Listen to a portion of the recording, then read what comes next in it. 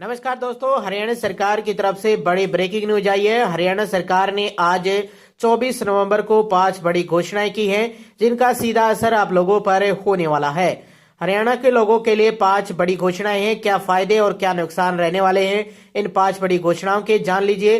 Video को अंत तक जरूर देख लीजिए। यदि आप रोजाना हरियाणा सरकार की हर घोषणा, फैसले, नियम, निर्देश, आदेश, योजना, सूचना और निर्णय की जानकारी रोजाना जानना चाहते हैं तो स्टेट नॉलेज टीवी हिंदी को सब्सक्राइब जरूर कर लीजिएगा।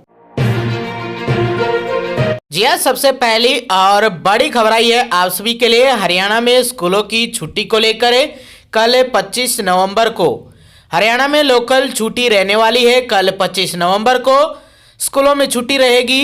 गुरु तेग बहादुर के शहादत दिवस पर अवकाश रहेगा। हायर एजुकेशन कॉलेज खुले रहेंगे। बता दें कि हरियाणा में 25 नवंबर को स्कूलों में छुट्टी रहेगी। यह छुट्टी गुरु तेग बहादुर सिंह की जयंती के अवसर पर किया गया है। इस दिन प्रदेश भर के निजी और सरकारी स्कूल बंद रहेंगे, जबकि हायर एजुकेशन में छुट्टी नहीं रहने के कारण कॉलेज खुले रहेंगे। प्रदेश सरकार गुरु तेग बहादुर सिंह के शहादत दिवस के अवसर पर प्रदेश सरकार की ओर से हरियाणा में सरकारी और निजी स्कूलों में 25 नवंबर का छुट्टी घोषित की गई है। हालांकि इसको पूर्व में ही लोकल हॉलिडे में शामिल कर लिया गया था, जिसके चलते पूर्व में ही इसकी सूचना विद्यालय शिक्षा निदेशालय की ओर से भेज दी गई थी। स्कूलों को छोड़कर जितने भी शिक्षण संस्थान हैं, हायर एजुकेशन संस्थान हैं, उनमें छुट्टी नहीं रहेगी, केवल विद्यालय में ही छुट्टी रहेगी। इन दिन बेशक स्कूलों में छुट्टी की घोषणा की गई है, पूर्व में ही कर दी गई थी, जिसका स्कूली कैलेंडर में भी जिक्र है, मगर हायर एजुकेशन में इस दिन छुट्टी नहीं है, जिसके चलते कॉलेज और अन्य संस्थानों में इस दिन छुट्टी नहीं रहेगी, वो पहले की भांति चलते रहेंगे। तो ये पहली और बड़ी अपडेट आई है। कल केवल स्कूलों की ही छुट्टियां रहने वाली है। दूसरी महत्वपूर्ण बड़ी खबर आई है हरियाणा के बीपीएल कार्ड धारकों के लिए। बीपीएल कार्ड धारकों को नहीं मिलेगा बाजरा। हरियाणा में इस बार सीजन में बीपीएल कार्ड धारकों को राशन में गेहूं के साथ बाजरा नहीं मिलेगा। हरियाणा सरकार की ओर से दिसंबर माह के लिए जारी स्टॉक में बाजरे को शामिल नहीं किया गया है। पहले दिसंबर से फरवरी तक राशन कार्ड धारकों को 5 किलो अनाज में 2 किलो मोटा अनाज और 3 किलो गेहूं मिलता था, और साथ में चीनी और सरसों का तेल भी मिलता था। इस बार बाजरे की जगह 5 किलो गेहूं मिलेगा। मोटा अनाज नहीं मिलने की वजह अधिकारी बता रहे हैं कि सरकार ने बाजरे की खरीद नहीं की है। वर्षा होने की वजह से बाजरे की फसल खराब हो गई और सरकार चाहकर भी बाजरे की खरीद नहीं कर पाई। फसल खराब होने के साथ ही अनाज के सड़ने की भी आशंका थी, यानी बाजरे की जो क्वालिटी है वो खराब हो गई थी वर्षा के कारण। इस कारण से सरकार ने खरीद नहीं की है। तो ये बड़ी खबर है। इस बार दिसंबर, जनवरी, फरवरी में जो बाजरा मिलता था, जो 5 किलो गेहूं मिलता है प्रति व्यक्ति, उसमें 3 किलो गेहूं दिया जाएगा। ये दिसंबर में दिया जाता था, और 2 किलो मोटा अनाज यानी बाजरे के रूप में दिया जाता था। लेकिन इस बार बाजरा नहीं मिलेगा, पूरा 5 किलो गेहूं ही दिया जाएगा। तो इस बार नहीं मिलेगा। अगले साल हो सकता है कि सरकार खरीद करे और अच्छा बाजरा हो, क्वालिटी के साथ हो, किसानों की आय भी बढ़े, और साथ में यदि सरकार खरीदती है तो अगले साल ही अब आपको बाजरा मिलेगा। इस बार यदि आपको खाना है बाजरा तो अपने पैसे का खरीद कर ही खाना होगा। तो बीपीएल कार्ड धारकों को ये थोड़ा झटका जरूर लग सकता है, लेकिन बाजरे की जगह गेहूं मिलता रहेगा। तो ये दूसरी बड़ी खबर आई है आप सभी के लिए। तीसरी महत्वपूर्ण बड़ी खबर आई है डिप्रो हरियाणा की तरफ से जानकारी सूचना आई है। हरियाणा सरकार के कृषि मंत्री श्याम सिंह राणा की तरफ से ये निर्देश जारी किए गए हैं। हरियाणा सरकार ने सरकारी अधिकारियों और निजी उर्वरक कीटनाशक डीलरों को सख्त निर्देश जारी किए हैं। कहा है कि डीएपी, यूरिया के साथ कोई भी अतिरिक्त खाद, जिंक, कीटनाशक आदि या कोई अन्य सामग्री जबरन नहीं बेची जाएगी। कृषि मंत्री श्री श्याम सिंह राणा ने उल्लंघन करने पर कड़ी कार्रवाई की चेतावनी भी दी है। यदि कोई उर्वरक या कीटनाशक डीलर डीएपी, यूरिया, अन्य खाद के साथ कोई अतिरिक्त खाद या जिंक, कीटनाशक, उर्वरक कोई भी आपको देता है कि हमारी दुकान से ले रहे हैं, और तो आप इसको उर्वरक को भी लेना होगा, तो ऐसे डीलरों के खिलाफ उर्वरक कीटनाशक डीलरों के खिलाफ सख्त कार्रवाई का आदेश जारी किया गया है। तो ये कृषि मंत्री श्याम सिंह राणा की तरफ से अपडेट आई है। बड़ी खबर है आप सभी के लिए हरियाणा सरकार की तरफ से। जी हाँ, चौथी अपडेट में दो बड़ी खबरें आई है आप सभी के लिए।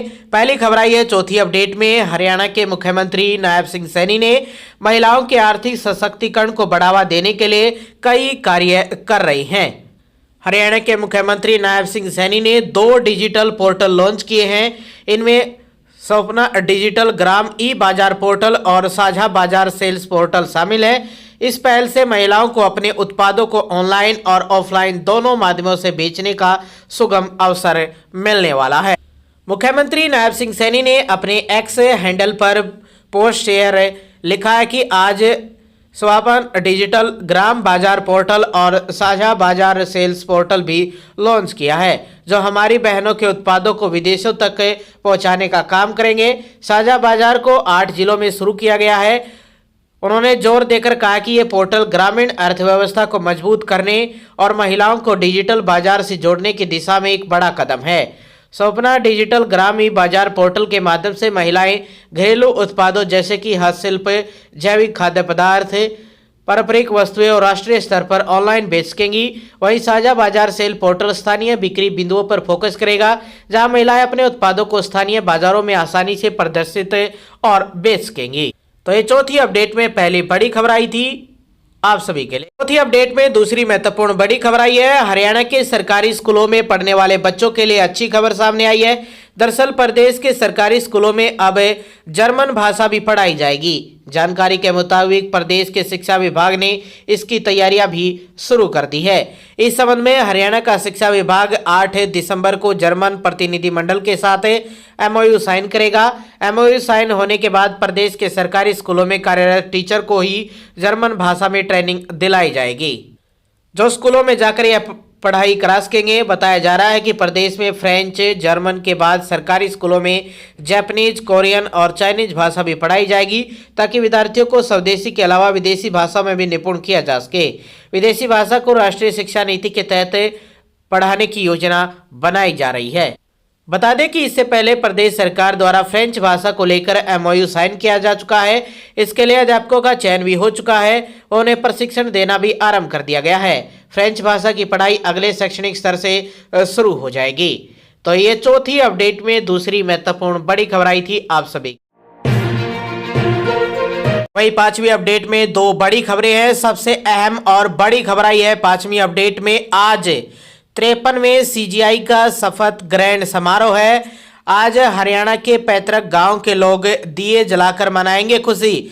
बता दें कि जस्टिस सूर्यकांत आज बनेंगे सीजीआई। अभी भी अपने गांव से जुड़े हैं। पेटवाड़ के दोनों स्कूलों के टॉपर्स को हर साल जाकर करते हैं सम्मानित। हरियाणा के हिसार जिले का पेटवाड़ गांव में उत्सव जैसा माहौल है। गांव के लोग दिए जलाकर खुशी मनाने की तैयारी में हैं। वजह यही है कि जन्मे और पले बड़े जस्टिस सूर्यकांत का देश के 53वें प्रधान न्यायाधीश सीजीआई के पद की शपथ ग्रहण समारोह है। आज सूर्यकांत सोमवार को राष्ट्रपति भवन में सीजीआई के पद पर शपथ लेंगे। इस समारोह में परिवार के सभी सदस्य शामिल होंगे। इसके साथ ही हिसार और हासी बार एसोसिएशन के पदाधिकारियों को भी आमंत्रित किया गया है। जस्टिस सूर्यकांत के पिता मदन मोहन शास्त्री संस्कृत के शिक्षक और प्रसिद्ध साहित्यकार थे। मां शशि देवी गृहिणी थी। बड़े भाई ऋषिकांत सेवानिवृत्त शिक्षक हैं। दूसरे भाई शिवकांत डॉक्टर हैं और तीसरे देवकांत आईटीआई से रिटायर्ड हैं। बहन कमला देवी सबसे बड़ी है। जस्टिस सूर्यकांत सबसे छोटे हैं। बड़े भाई ऋषिकांत ने बताया कि सूर्यकांत ने 10वीं तक पढ़ाई गांव में की। इसके बाद हिसार गवर्नमेंट कॉलेज में स्नातक और रोहतक से लॉ की पढ़ाई की। वकालत की शुरुआत हिसार कोर्ट से की थी, फिर चंडीगढ़ गए और 2000 में हरियाणा के एडवोकेट जनरल बने और 2004 में हाई कोर्ट में जज बने। तो 53वें सीजीआई के तौर पर जस्टिस सूर्यकांत आज शपथ लेने वाले हैं और ये पहली बड़ी खबर थी। अपडेट में आखिरी और दूसरी बड़ी खबर आई है, जिनसे पीएम श्री स्कूल जवाहर नवोदय विद्यालय खोंगा कोठी के प्रधानाचार्य धनीराम शर्मा की तरफ से जानकारी आई है। उन्होंने कहा कि स्तर 2026-27 के लिए कक्षा 6 में प्रवेश हेतु परीक्षा का आयोजन जिले के 11 परीक्षा केंद्रों पर 13 दिसंबर 2025 को प्रातः 11:30 बजे से दोपहर 1:30 बजे तक करवाया जाएगा। सभी अभ्यर्थियों को प्रातः 10 बजे से पहले एडमिट कार्ड के अनुसार अपने अपने परीक्षा केंद्रों पर पहुंचाना होगा। अभ्यर्थी नवोदय विद्यालय समिति की वेबसाइट www.navodaya.gov.in से अपना एडमिट कार्ड डाउनलोड कर सकते हैं।